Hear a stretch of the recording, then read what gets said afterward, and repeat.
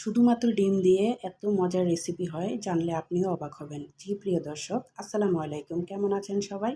সবাইকে ওয়েলকাম জানাচ্ছি Sabrina cooking and blog চ্যানেলে। আমি আজকে নতুন একটা রেসিপি শেয়ার করব, মাত্র 3টা ডিম দিয়ে মজাদার একটা রেসিপি। তো চলুন কথা না বাড়িয়ে দেখে নিই। আপনারা অবশ্যই ধৈর্য সহকারে ভিডিওটা দেখে নেবেন। তো প্রথমে আমি একটা মিক্সিং বোল নিয়ে নিব। এখন সেখানের মধ্যে 3টা ডিম ভেঙে নিয়ে নিচ্ছি। তবে হ্যাঁ, ডিমটা অবশ্যই কিন্তু রুম টেম্পারেচারে হতে হবে। ফ্রিজে রাখা ডিম হলে প্রায় 30 মিনিট আগে বের করে রাখবেন। ডিম 3টা আমি ভেঙে নিয়েছি। এখন সেখান থেকে কুসুমগুলো আলাদা করে নেব।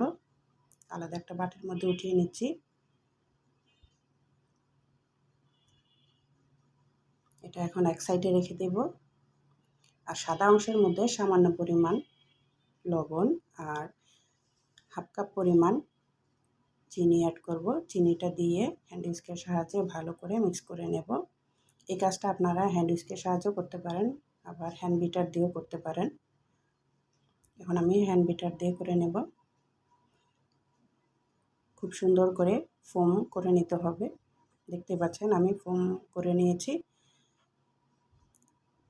এখন এটা এক সাইডে রেখে কুসুমটা নিয়ে নিব। কুসুমের মধ্যে সামান্য পরিমাণ স্বাদমতো লবণ দিয়ে ভালো করে ফেটিয়ে নিব। ডিমটা ভালো করে ফেটিয়ে নিয়েছি। অন্যদিকে চুলায় একটি প্যানে সামান্য পরিমাণ তেল দিয়ে খুব ভালো করে পুরোটা ছড়িয়ে দিতে হবে। একদম সামান্য পরিমাণ তেল দিলেই হবে, বেশি তেল দেওয়ার একদমই দরকার নেই। এখন মাঝখানে আমি ডিমটা দিয়ে দিচ্ছি। দেখতে পাচ্ছেন আর একটা চামচের সাহায্যে খুব ভালোভাবে ছড়িয়ে দিতে হবে চারপাশে। চুলার আগুনটা কিন্তু একদম লোতে রাখতে হবে এই কাজটা করার সময়। আপনারা যে যেখান থেকে আমার ভিডিওটা দেখছেন আপনাদের সবাইকে জানাই অসংখ্য ধন্যবাদ। আর যদি আমার ভিডিওটা ভালো লাগে অবশ্যই লাইক দিয়ে দিবেন, আর অবশ্যই বেল আইকনটা অন করে দিবেন সাবস্ক্রাইব করে, তাহলে পরবর্তী ভিডিওর নোটিফিকেশন সবার আগে পেয়ে যাবেন। এখন হলুদ অংশটা দেওয়ার পর উপরে ফোমটা দিয়ে দিচ্ছি। একদম মাঝ বরাবর দিতে হবে, সাদা অংশের যেন বাহিরে না আসে সাদা অংশটা। এখন ঢাকনা দিয়ে রেখে দেব আমি 3 থেকে 4 মিনিটের জন্য। চুলার আগুনটা কিন্তু আমি আবারও বলে দিচ্ছি একদম লোতে রাখতে হবে, তা না হলে পুড়ে যাবে। এখন এক পাশ এভাবে উল্টে দিতে হবে। এই কাজটা খুব সাবধানে করতে হবে, যেহেতু শুধু এখানে ডিমই আছে, একদম নরম সফট হয়। দেখতে পাচ্ছেন মাশাআল্লাহ খুব সুন্দর হয়েছে। এখন আমি ঢাকনা দিয়ে আবার রেখে দিচ্ছি। 2 মিনিটের মতো ঢাকনা দিয়ে রেখে দিলেই হবে। দেখতে পাচ্ছেন রেসিপিটা আমার তৈরি হয়ে গিয়েছে। দেখতে মাশাআল্লাহ খুব সুন্দর লাগছে। এখন আমি একটা প্লেটে উঠিয়ে নিচ্ছি।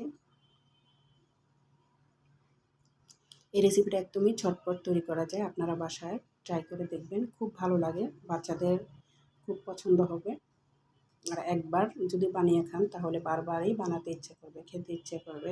এতটাই মজাদার একটা রেসিপি, একদম অল্প সময়ে তৈরি করে নেওয়া যায়, আর খুবই হেলদি একটা রেসিপি এটা।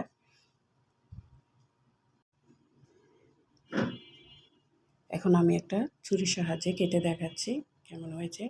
আপনারা অবশ্যই দেখে বুঝতে পারছেন একদমই সফট হয়েছে। এই রেসিপিটা যদি আপনারা বাসায় তৈরি করে একবার হলেও না খান তাহলে খুবই মিস করবেন। এতটাই মজাদার আর এতটাই দুর্দান্ত একটা রেসিপি, অল্প সময়ে তৈরি করে নেওয়া যায়।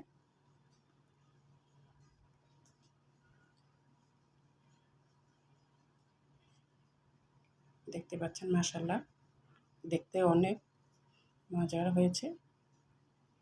আজকে এই পর্যন্তই। সবাই ভালো থাকবেন, সুস্থ থাকবেন। দেখা হবে অন্য আরেকটা রেসিপিতে। সবাইকে অসংখ্য ধন্যবাদ দেখার জন্য। আল্লাহ হাফেজ।